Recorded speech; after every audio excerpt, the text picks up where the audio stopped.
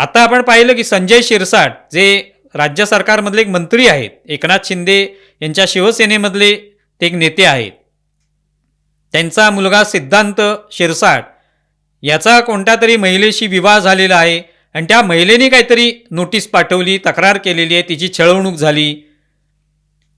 ते एक एवढं महत्त्वाचं प्रकरण आहे की या प्रकरणामुळे महाराष्ट्रावर एक डाग लागतो.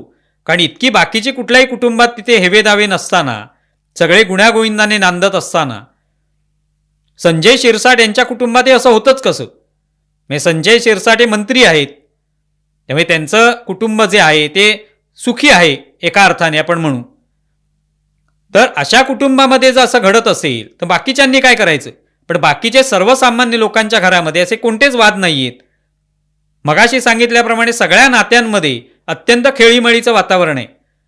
त्यामुळे सुषमा अंधारे यांना हे असं प्रकरण जे आहे त्याच्यामुळे दुःख झालं आणि त्यांनी तातडीने सिद्धांत शिरसाट यांचं हे प्रकरण हाती घेतलं